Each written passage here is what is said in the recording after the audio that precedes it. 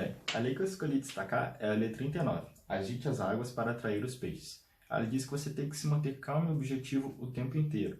Porém, se você conseguir destabilizar o seu adversário mantendo a calma, você ganha uma vantagem muito grande sobre ele. Por exemplo, no futebol. Se você conseguir deixar o seu adversário nervoso, irritado, querendo confusão, você vai conseguir trabalhar em cima dos erros dele e aí ter uma vantagem. Então, o segredo é desequilibrar o seu adversário e aproveitar as brechas que esse desequilíbrio dele vai dar. Eu vou falar hoje da lei de número 4, que é diga menos do que o necessário. As pessoas poderosas, quando elas querem intimidar e impressionar, elas falam pouco. Porque quando você fala muito, usa muito discurso, isso pode soar um pouco banal ou desnecessário. As pessoas não vão te levar tanto a sério assim. E tudo funciona como um jogo de aparência. Quanto menos você fala, mais poderoso você vai aparentar.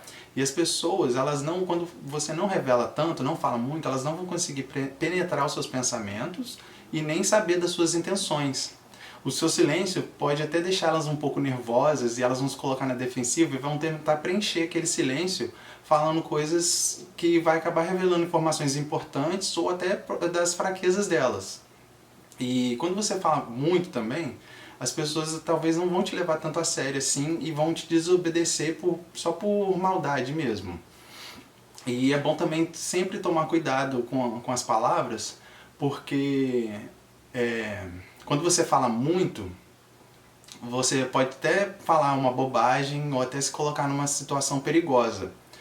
Tem um exemplo que o livro dá, que é de um rei que chegou um determinado momento, quando esse rei subiu ao trono, teve muita rebelião lá na cidade.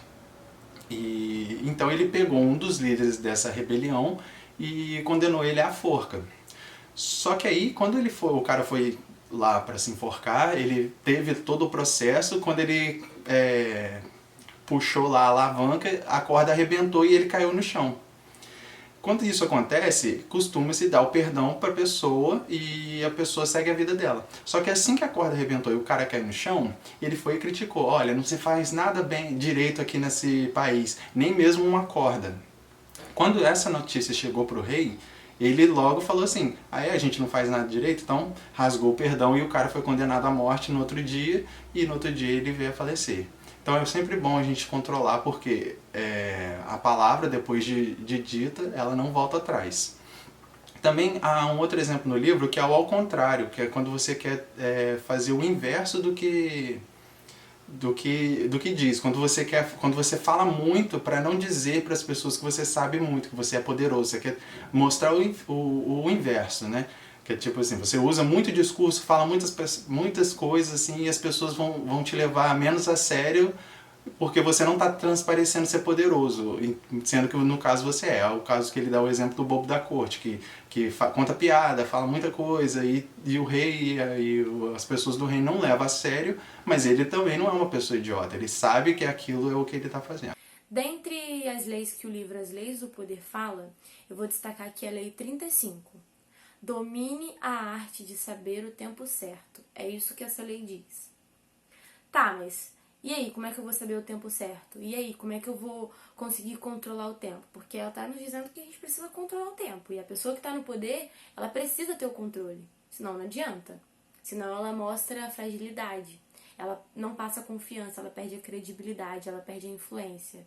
E aí ela deixa de ter o poder. Então, como a Lei 35 diz, a gente precisa ter calma. A gente não pode, de momento nenhum, agir com pressa. Porque a pressa, ela traduz que você perdeu o controle sobre si e sobre o tempo. Existe um ditado, que inclusive é muito popular, que fala que a pressa é inimiga da perfeição. Da perfeição e, nesse caso, do poder também. Então, tenha calma, analise todo o cenário. Assim como um leão ou uma onça, ela vai caçar, ela tem o poder da situação, ela assume todo o controle e ela não corre até a presa. Ela espera, ela tem paciência, calma, analisa tudo e espera o momento certo de atacar. É isso que você precisa fazer, é isso que nós precisamos fazer se queremos ter o poder, se queremos controlar e manter o poder.